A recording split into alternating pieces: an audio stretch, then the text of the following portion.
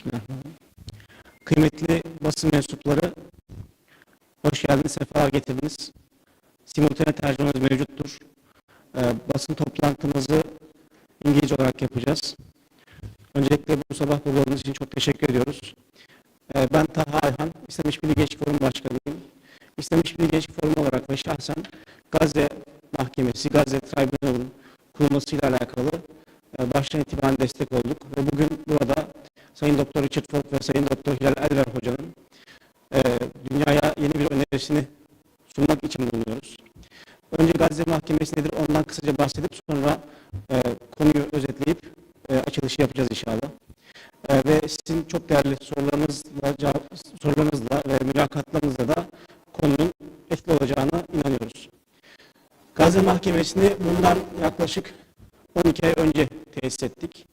Bu konuya ömür vermiş olan daha belki Filistin özel raportörü, BM Filistin özel raportörü olan Sayın Doktor Richard Falk Başkanlığı'nda organize ettiğimiz bu mahkemede dünyanın önünde gelen entelektüellerini, aydınlarını, fikir insanlarını, aktivistlerini ve tanınmış insanları bir araya getirerek Gazze'de devam ede gelen soykırımın durdurulması ve bu soykırımda suçlu olanların tespit edilerek adalet önüne çıkarılması amacıyla bu mahkemeyi tesis ettik. Bu mahkemenin tesis edilmesindeki temel dürtü şuydu: 8 Ekim 2023 tarihinde başlayan İsrail soykırımının cezasız kaldığını, yaptırımsız kaldığını gördük ve buna karşı dünyanın her tarafında insanların adalet çağrıları olduğunu gördük ve bu adalet çağrılarının cevapsız kaldığını gördük. Buna karşı da istedik ki bu adalet çağrılarına dünyadaki entelektüeller, aydınlar ve fikir öncüsü insanlar cevap versinler. Tabii devam etmekte olan ceza mahkemesi ve adalet divanı süreçleri var. Bu mahkemenin temel dürtüsü buradaki bulunacak olan, elde edilecek olan çıktıların ceza mahkemesine, adalet divanı ve yerel mahkemelerde bir fayda sağlamasıdır. Ortak bir söylem üretilmesidir. Bu amaçla da mahkeme 3 ayrı daireden teşekkür etti. Birinci daire hukuk dairesi, ikinci daire felsefe ve insani bilimler dairesi ve üçüncü dairede uluslararası ve siyasi bilimler, siyasi politik dairesi. Bu çok boyutlu bir şekilde Gazze'deki soykırımın ele alınması ve adalet çağrısının bir formüle oturtulması için bu mahkemeyi tesis etmiştik. Tabii son dönemde ortaya çıkan yeni gelişmeler ışığında işgalci İsrail Devleti'nin Başbakanı Netanyahu'nun açıkladığı yeni işgal planı karşısında bugün Doktor Falk ilk defa tüm ulusları, başta da Güvenlik Konseyi üyesi olan ülkeleri sert güç kullanımı dahil olmak üzere gereken tüm adımların atılması konusunda hukuki bir zemin olan koruma için harekete geç, responsible to protect hukuki kurumu dahilinde harekete geçmeye davet ediyor. Bununla alakalı Mahkeme Başkanı Sayın Richard Falk burada, İcra Komitesi üyesi Sayın Hilal Elver Hoca burada ki Hilal Elver Hoca da BM Gıda Raportörü ve mahkemenin yönetici sekreteri, executive director Sayın Ahmet Köroğlu beyefendi buradalar. Ben sözü fazla uzatmadan bu noktada Sayın Richard Falk'a açıklamalarını yapmak ve daha sonrasından alacağımız soruları cevaplamak üzere vermiş oluyorum. Tekrar katılımınız için teşekkür ediyorum. Sesimizi ve Gazze'nin sesini duyduğunuz için ayrıca teşekkür ediyorum ve sizin çabalarınıza muhtaç olduğumuzu bir kez daha ifade etmek istiyorum. Buyurun efendim.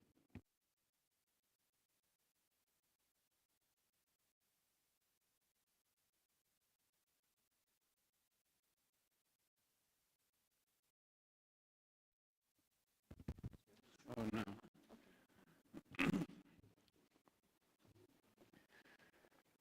Thank you very much for coming here and listening to our urgent message at this time of humanitarian emergency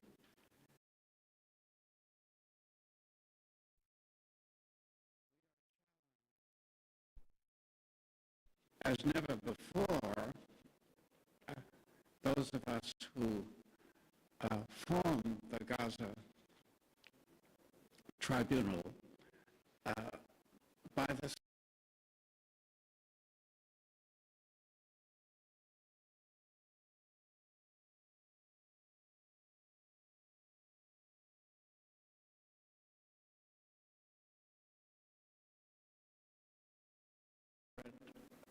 fashion will be too late. Too late to save the people, to save the surviving people who have already been traumatized by more than 22 genocide. The world has been disoriented. The eyes and the ears of the world have been exposed as never before, including the Holocaust, to the transparency of genocide carried out in real time.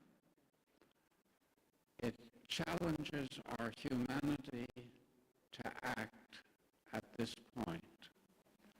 And it is of great sadness that there has been such a complicit behavior on the part of the liberal democracies of the West. And we notice that there are changes underway. Gradually, the people of the West are reacting. Again, they have to react with a sense of urgency or it will be too late. And we're at that in historical time when the challenge is at its climax. And we hope we can at least alert the world to this situation of ultimate emergency for innocent people and for the whole dignity of humanity. The Gaza crisis has not been described as the moral crisis of our time. Oddly, everywhere, and it's only now beginning to engage some governments, particularly of the global south. We are trying to address the conscience of all people and encourage the kind of activism that will produce changes in government behavior, particularly an arms embargo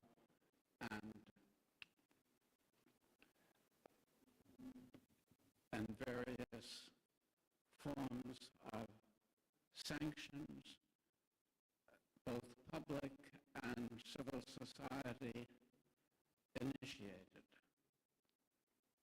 including the kind of solidarity with the Palestinian struggle for basic rights, including the right of self-determination, that proved to be so unexpected in the context of the anti-apartheid campaign some 30 years earlier. It is against this background that the Gaza Tribunal has issued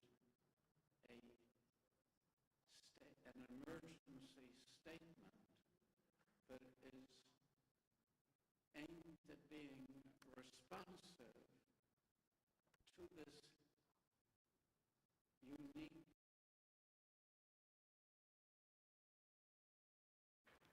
inquest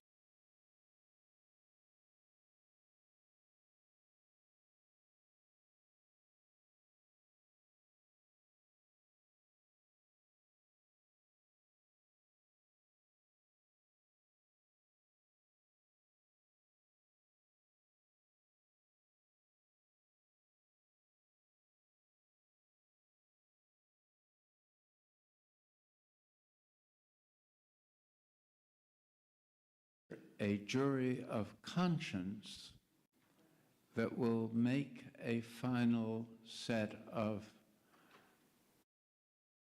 verdicts and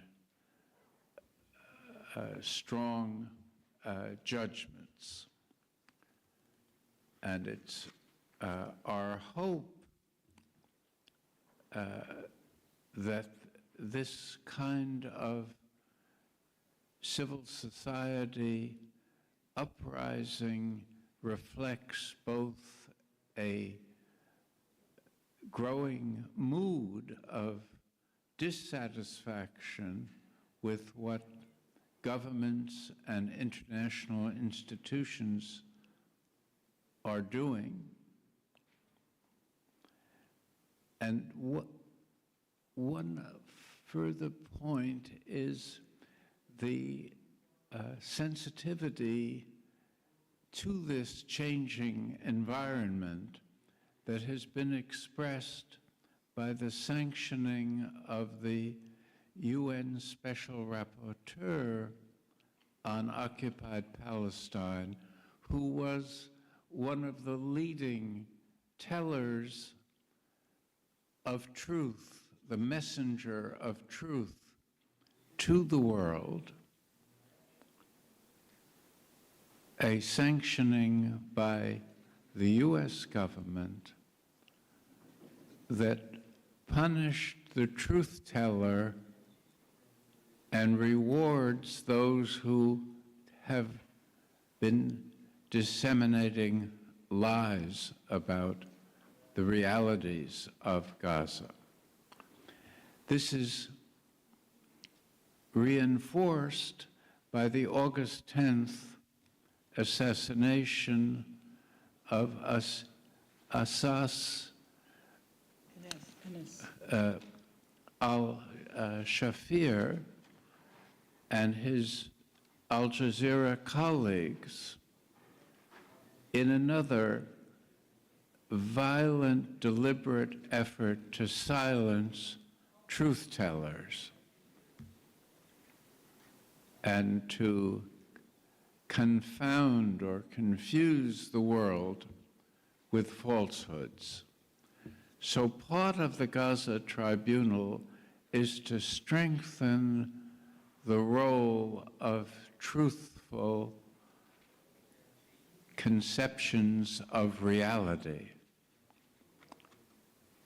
And that is of strategic importance to the well-being of the world, not only for Gaza, but for climate change and other issues before the world. Let me just introduce this emergency statement, which is our response to this historical moment. And I will, I think the statement's available to everyone here, but I will just read the, a couple of the paragraphs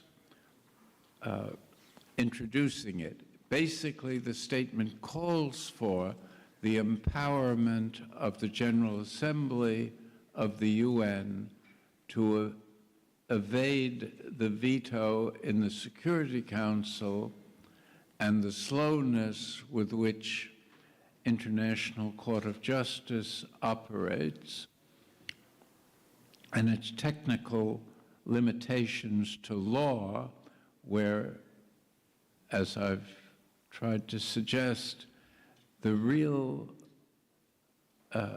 preoccupation at this point is with justice, which is a broader conception of doing the right thing.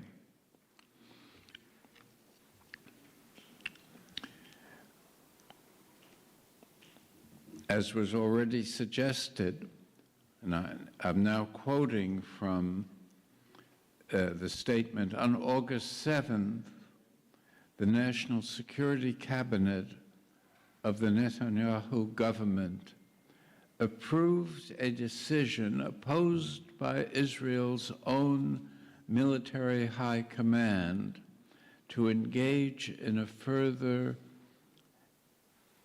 Israel most lethal phase of genocide, involving the conquest of those portions of Gaza City where close to 1 million starving Palestinians are sheltered in fear and foreboding. Additionally, Israel's Prime Minister went beyond the decision by announcing extensions of the escalation to include central Gaza. The imminent escalation deeply challenges member governments of the UN, as well as the United Nations as an organization, and other multilateral institutions to take drastic action now. The drastic action that we propose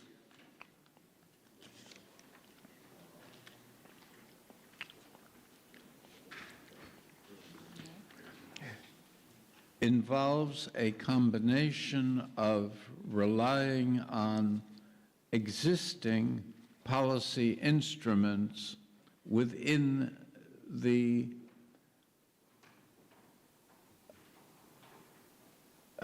reach of the UN at the present time, and it relies specifically on the notion of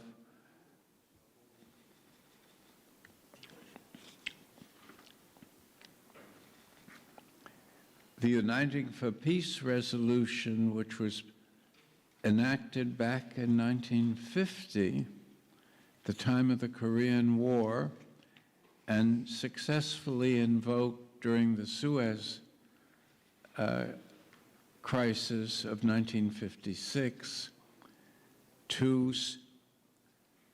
keep the UN responsible and effective despite the veto in the veto feared to be cast by the Soviet Union during the Cold War era.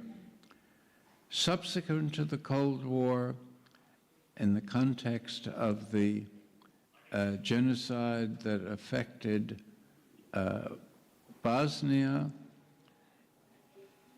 the UN adopted the so-called responsibility to protect, or R2P, which was adopted by the UN 2005 summit, and specifically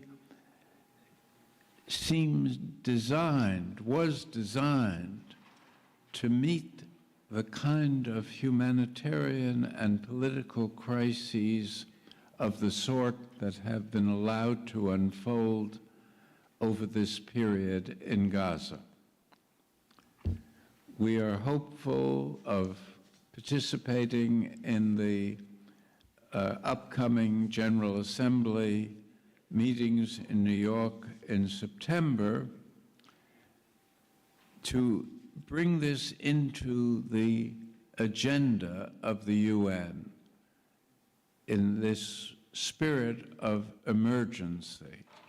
We hope to have laid the groundwork for doing that by the action of releasing this statement today. Let me stop there and welcome your questions or responses.